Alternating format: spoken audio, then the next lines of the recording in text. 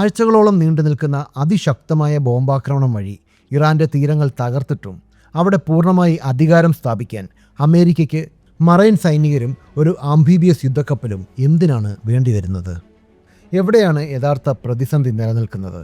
Iran സൈന്യം അതിവേഗത്തിൽ ആക്രമിച്ച് മടങ്ങുന്ന ഫാസ്റ്റ് അറ്റാക്ക് ബോട്ടുകളാണ് ഉപയോഗിക്കുന്നത്. അമേരിക്കയ്ക്ക് വലിയ വിമാനവാഹിനി കപ്പലുകൾ ഉണ്ടെങ്കിലും ഹോർമൂസ് കടലിടുക്കിലേക്ക് അവയ്ക്ക് കടന്നു ചെല്ലാൻ കഴിയില്ല. അതിനുള്ള പരിഹാരമാണ് അത്യാധുനിക ഹോവർക്രാഫ്റ്റുകളും മറൈൻ സൈനികരെയും കവചിത വാഹനങ്ങളെയും വഹിക്കാൻ കഴിയുന്ന ഈ ആംഫീബിയസ് കപ്പലുകൾ. ശത്രു ഒളിപ്പിച്ചു വച്ചിരിക്കുന്ന മിസൈൽ ലോഞ്ചറുകൾ കണ്ടെത്താനും തീരപ്രദേശങ്ങളിലെ ലക്ഷ്യങ്ങൾ ആക്രമിക്കാനും ഇവ ആവശ്യമാണ്. ഹോർമൂസ് കടലിടുക്കിലെ തടസ്സങ്ങൾ നീക്കം ചെയ്യാൻ ആംഫീബിയസ് യുദ്ധക്കപ്പലുകളും മറൈൻ സൈനികരും പ്രത്യേകം ആവശ്യമായി വരുന്നത് എന്തുകൊണ്ടാണ്? ഒന്നാമതായി അവിടുത്തെ ഭൂമിശാസ്ത്രപരമായ പ്രശ്നം തന്നെ. ലോകത്തിലെ ഏറ്റവും നിർണായകമായ സമുദ്രപാതയാണ് ഹോർമൂസ് കടലിടുക്ക്. ആഗോള എണ്ണ വിതരണത്തിൻ്റെ ഏകദേശം 20% കടന്നുപോകുന്നത് ഇതിലൂടെയാണ്. ഇതിൻ്റെ ഏറ്റവും വീതി കുറഞ്ഞ ഭാഗത്ത് വെറും 39 കിലോമീറ്റർ അഥവാ 21 നോട്ടിക്കൽ മൈൽ മാത്രമാണ് വീതിയുള്ളത്. ഇത്തരമൊരു കടുത്ത പ്രതിസന്ധി കാരണം സാവധാനം ചലിക്കുന്ന കൂറ്റൻ വാണിജ്യ കപ്പലുകൾക്ക് ഇറാൻ്റെ തീരങ്ങളോടും തന്ത്രപ്രധാനമായ ദ്വീപുകളോടും വളരെ ചേർന്ന് സഞ്ചരിക്കേണ്ടി വരുന്നു. ഒരു യുദ്ധ സാഹചര്യത്തിൽ ഈ ഭൂപ്രകൃതി ഒരു മികച്ച കെണിയാണ്. ഇത് ശത്രുവിനെ തടഞ്ഞു നിർത്തുന്ന ഒരു ആൻറ്റി ആക്സസ് ഏരിയ ഡിനയൽ തന്ത്രത്തിന് അനുകൂലമാണ്. ഒരു പരമ്പരാഗത ആഴക്കടൽ നാവികസേനയെ ആശ്രയിക്കുന്നതിന് പകരം ഇറാൻ സൈന്യവും ഇസ്ലാമിക് റവല്യൂഷണറി ഗാർഡ് കോർപ്സും ഈ ഇടുങ്ങിയ അതിരുകൾക്ക് അനുയോജ്യമായ ഒരു ബഹുതല പ്രതിരോധ തന്ത്രമാണ് ഉപയോഗിക്കുന്നത്. കപ്പൽ ഗതാഗതം തടയാൻ വിന്യസിച്ചിരിക്കുന്ന നാവിക മൈനുകൾ, വലിയ കപ്പലുകളെ ആക്രമിക്കാൻ ശേഷിയുള്ള അതിവേഗ ബോട്ടുകളുടെ കൂട്ടങ്ങൾ, പർവ്വത പ്രദേശങ്ങളിൽ ഒളിച്ചിരിക്കുന്ന തീരദേശ ക്രൂയിസ് മിസൈലുകൾ, കപ്പലുകളെ കണ്ടെത്തി ലക്ഷ്യമിടാൻ ഉപയോഗിക്കുന്ന ഡ്രോണുകൾ എന്നിവ ഇതിലുൾപ്പെടുന്നു. പരമ്പരാഗത US നാവികസേന കപ്പലുകൾ ആഴക്കടൽ പോരാട്ടത്തിനും ദീർഘദൂര മിസൈൽ പ്രതിരോധത്തിനും രൂപകൽപ്പന ചെയ്തിട്ടുള്ള അത്ഭുതകരമായ യന്ത്രങ്ങളാണ്.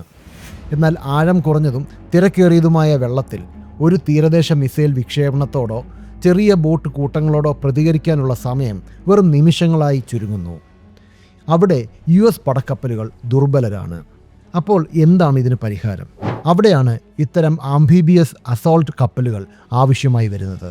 ഈ തീരദേശ ഭീഷണികളെ ചെറുക്കാൻ US തങ്ങളുടെ പ്രത്യേക കപ്പലുകളായ USS America, Wasp class, San Antonio class എന്നിവ വിന്യസിക്കുന്നു. സാധാരണ വിമാനവാഹിനി കപ്പലുകളിൽ നിന്നും വ്യത്യസ്തമായി USS ട്രിപ്പിളി പോലുള്ള ഒരു കപ്പൽ തീരദേശ പ്രവർത്തനങ്ങൾക്കായി ഒപ്റ്റിമൈസ് ചെയ്ത 45,000 ടൺ ഭാരമുള്ള ഒരു മൊബൈൽ എക്സ്പെഡീഷണറി ബേസാണ്. ഇത് വളരെ മാരകവും വൈവിധ്യപൂർണവുമായ ആയുധശേഖരം വഹിക്കുന്നു. ഇതിൽ കുത്തനെ പറന്നുയരാൻ കഴിയുന്ന 5ാം തലമുറ സ്റ്റെൽത്ത് വിമാനങ്ങളായ F-35B ലൈറ്റ്നിംഗ് II ഉൾപ്പെടുന്നു. ഒളിഞ്ഞിരിക്കുന്ന തീരദേശ മിസൈൽ ബാറ്ററികളെ വേട്ടയാടാൻ ഇവ കൃത്യമായ വ്യോമാക്രമണങ്ങളും ഇലക്ട്രോണിക് യുദ്ധമുറകളും വിപുലമായ സെൻസർ നെറ്റ്വർക്കിങ്ങും നൽകുന്നു. കൂടാതെ ഓസ്പ്രേ, സൂപ്പർ സ്റ്റാലിയൻ തുടങ്ങിയ ഹെവി ലിഫ്റ്റ് വിമാനങ്ങൾ വഴി സൈനികരെ അതിവേഗം കരയിലേക്കോ ശത്രുദ്വീപുകളിലേക്കോ ഇറക്കാൻ കഴിയും. കപ്പലിൽ വൈപ്പർ, വെനം തുടങ്ങിയ ചോപ്പറുകളുമുണ്ട്. അടിസ്ഥാനപരമായി ഇവ ഭാരം കുറഞ്ഞ അറ്റാക്ക് ഹെലികോപ്റ്ററുകളാണ്. അവിടുത്തെ അതിവേഗ ബോട്ട് കൂട്ടങ്ങളെ തകർക്കാനും സൈന്യത്തിന് വ്യോമ പിന്തുണ നൽകാനും വേണ്ടിയാണ് ഇത്തരം റോട്ടറി വിങ് സംവിധാനങ്ങൾ രൂപകൽപ്പന ചെയ്തിരിക്കുന്നത്. എന്നാൽ ഈ യുദ്ധസാമഗ്രികൾ യുദ്ധത്തിൻ്റെ പകുതി ഭാഗം മാത്രമാണ്. മറൈൻ സൈനികർ യഥാർത്ഥത്തിൽ എന്താണ് ചെയ്യുന്നത് എന്ന് നോക്കാം. മറൈൻ സൈനികർ വെറുതെ കടലിൽ തടസ്സങ്ങൾ മാത്രമല്ല നീക്കുന്നത്. നാവികസേനയ്ക്ക് സുരക്ഷിതമായി പ്രവർത്തിക്കാൻ അവ തീരപ്രദേശങ്ങളെയും ശത്രുമുക്തമാക്കുന്നു. ഒരു മറൈൻ എക്സ്പെഡീഷണറി യൂണിറ്റ് ഏകദേശം 2200 മുതൽ 2500 വരെ സൈനികരെയാണ് ഈ യുദ്ധമുഖത്തേക്ക് കൊണ്ടുവരുന്നത്. അവർ അവിടെ അതിവേഗ ആക്രമണങ്ങൾ നടത്തി പ്രധാനപ്പെട്ട തീരപ്രദേശങ്ങളും ദ്വീപുകളോ പിടിച്ചെടുക്കുന്നു. ഈ പ്രദേശങ്ങൾ പിടിച്ചെടുക്കുന്നതിലൂടെ ശത്രുവിൻ്റെ റഡാറുകളും മിസൈൽ കേന്ദ്രങ്ങളും തകർക്കപ്പെടുന്നു. നാവികസേനയുടെ മൈൻ സ്വീപ്പറുകൾ കടലിടുക്ക് വൃത്തിയാക്കാൻ തുടങ്ങുന്നതിന് മുമ്പ് അവിടുത്തെ തീരങ്ങൾ സുരക്ഷിതമാക്കണം. മറീൻസ് ഒരു ദ്വീപ് സുരക്ഷിതമാക്കി കഴിഞ്ഞാൽ അവർ സ്വന്തമായി mobile anti ship air defence സംവിധാനങ്ങൾ വിന്യസിച്ചുകൊണ്ട് അവിടെ സുരക്ഷിത മേഖലകൾ സ്ഥാപിക്കുന്നു. അതോടെ അവർ കളി തിരിക്കുകയും അന്താരാഷ്ട്ര ഷിപ്പിംഗ് പാതകൾക്ക് മുകളിൽ ഒരു സംരക്ഷണ വലയം സൃഷ്ടിക്കുകയും ചെയ്യുന്നു.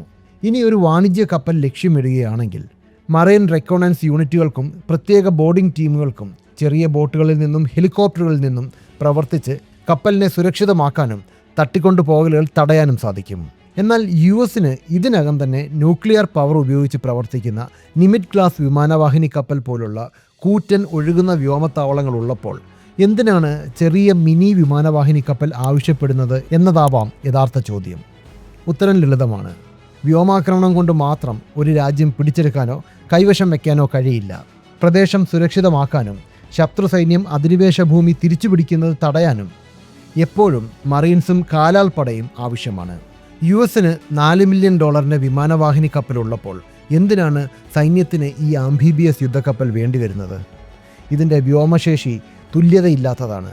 എന്നിട്ടും ഈ വലിയ ശക്തി ഉണ്ടായിരുന്നിട്ടും വിമാനങ്ങൾക്ക് മാത്രം ഭൂമി പിടിച്ചെടുക്കാനോ നിയന്ത്രിക്കാനോ കഴിയില്ല. അവർക്ക് ശത്രു സൈന്യത്തെയും അടിസ്ഥാന സൗകര്യങ്ങളെയും നശിപ്പിക്കാൻ കഴിയും. എന്നാൽ നഗരങ്ങളിലേക്ക് മാർച്ച് ചെയ്യാനോ തെരുവുകൾ സുരക്ഷിതമാക്കാനോ സാധാരണക്കാരെ സംരക്ഷിക്കാനോ കഴിയില്ല. ഒരു പോരാട്ടത്തിൽ വിജയിക്കാൻ പ്രദേശം കൈവശം വെക്കാനും സ്ഥിരത കൈവരിക്കാനും മണ്ണിലിറങ്ങുന്ന സൈനികർ ആവശ്യമാണ്. ഇതാണ് ആംഫീബിയസ് യുദ്ധക്കപ്പലിൻ്റെ നിർണായക പങ്ക്. ഇത് മറീനുകളെയും ടാങ്കുകളെയും കവചിത വാഹനങ്ങളെയും ശത്രു തീരങ്ങളിലേക്ക് കൊണ്ടുപോവുകയും ഹോവർക്രാഫ്റ്റുകൾ ഉപയോഗിച്ച് വേഗത്തിൽ വിന്യസിക്കുകയും ചെയ്യുന്നു. ഈ ഹോവർക്രാഫ്റ്റുകൾ ജലത്തിലൂടെയും കടൽ തീരത്തൂടെയും മറ്റ് ദുഷ്കരമായ ഭൂപ്രദേശങ്ങളിലൂടെയും സഞ്ചരിച്ച് സൈനികരെ എത്തിക്കുന്നു. മറീനുകൾ പിന്നീട് ബീച്ച് ഹെഡുകൾ സുരക്ഷിതമാക്കുകയും നഗരപ്രദേശങ്ങളും സങ്കീർണമായ യുദ്ധക്കളങ്ങളും കീഴടക്കാൻ മുന്നോട്ട് കുതിക്കുകയും ചെയ്യുന്നു. കാലാൾപ്പട ഇല്ലാതെ ഇത്തരം ദൗത്യങ്ങൾ അസാധ്യമാണ്.